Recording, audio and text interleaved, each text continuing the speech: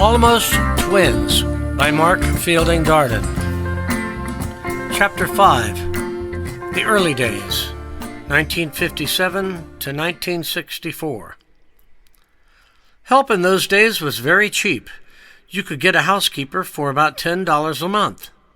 A yard man cost about $15. So for very few American dollars, Todd hired Enrico and Angelica Gutierrez to take care of every need the Spauldings had. Some needs would be bigger than others. Georgie was one of those needs. But the Gutierrez were young and faithful, and able to meet the challenge. One evening, while in their little home on the estate, Enrico confided to his wife, "We are lucky to be blessed with this family's troubles. We will have a full life if we can just take care of them." Angelica smiled and squeezed his hand. For obvious reasons, Georgie was never as quick as Geoff. Oh, he was plenty big and strong, and he was even quick physically when he wanted to be. But other than swimming, his coordination was a bit off. If you looked him right in the face, he appeared quite normal and looked exactly like his brother. But once he started talking, it was clear. Georgie was retarded. Still, he could count money, ride a bicycle, and remember names like nobody's business. He was slow in many areas, like putting sentences together. But he was a much deeper thinker than most people realized, including his own family. His favorite expression was, "You got that right." Geoff, on the other hand, was brilliant. To his credit, he never lorded this over his bigger second-born twin. Ironically, Georgie was fully aware of his limitations. He was still pretty smart. Everyone who ever met Georgie remembered him.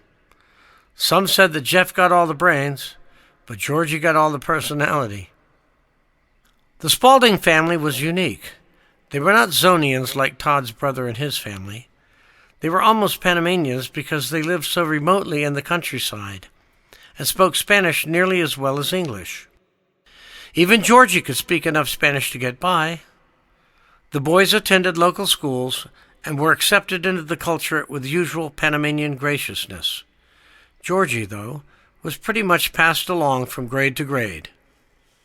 Todd Spaulding loved baseball, so Geoff naturally became a great ball player. He played second base every game for the 6 years he was in the local school system. Georgie could not play ball. He couldn't catch or throw accurately. But he understood the aspects of the game and would always be there with his brother and father. Their team was called the Palomas. Georgie was the bat boy, and a good one, too. As time passed, however, it became clear that Georgie would never become the achiever his brother would become. Georgie went on to becoming, Georgie, the sidekick, or as he called himself, the kick-aside.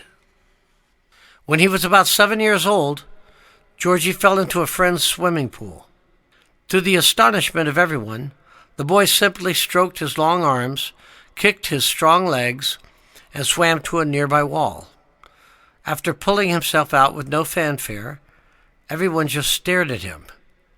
With no swimming lessons whatsoever, Georgie went from being the town dimwit to the region's best swimmer. Todd built a pool for the boys right after that. All the local Latinos began to find out about Georgie's talents too. And it wasn't long before he was competing in swim meets, beating virtually every kid in his age bracket. Georgie was not a scholar, but he sure could swim. Chapter 6. The End of the Beginning, 1963. For the big twin, being Georgie did not come easily. Though he had learned to communicate almost intuitively on many levels, he did not have any close Panamanian friends. He was just missing a few too many brain cells. He certainly didn't have any girlfriends, but he and his brother would always remain very close, wearing the same shirts and outfits. Geoff loved Georgie, and Georgie loved Geoff. That much was for sure. Geoffe made straight A's and was bilingual from birth. He was a bit shorter than Georgie, but had a natural handsomeness about him. Georgie was thicker in the chest and stronger. He was handsome in his own way, too, and other than his size, he looked just like Geoffe. Both were almost as dark from the sun as the local Panamanians, and until Geoffe discovered girls, they were inseparable. Except for a slight size difference and the ability to speak, no one would have known that Georgie was challenged or different than his brother. But Georgie did. Imagine knowing you were not the man your exact twin was, and he was perfect. Imagine knowing that you were mentally inferior to someone who looked exactly like you. It was not an easy childhood for Georgie. He was just smart enough to know he was dumb. A few weeks before the shark attack, Geoffe came riding up to the house on his bike with a girl on the handlebars. Her name was Eliza. She was the daughter of the only doctor in town, and Loretta worked for him at the local clinic. Georgie had an innocence about him that was endearing. It was a trait that saved him many times from cruel attacks. But this time it hurt him deeply. As Geoffe and Eliza rode up on the bike, Georgie came to the porch and said, "I want a girlfriend too."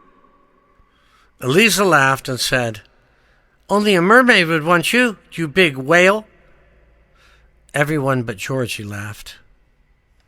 Another time, Georgie was leading in a swim event and forgot what race he was in. By the time he finished swimming, everyone else had gotten out of the pool and was laughing at him as he continued in his confused competition. Georgie cried that time and never swam another event after that. From then on, Georgie began to understand and foresee the lonely world in which he would be forced to live.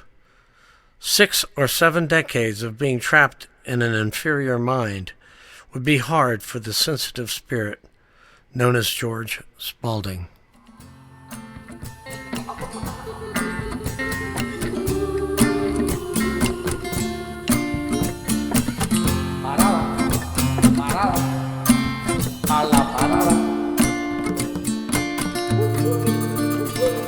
Chapter 7 up next.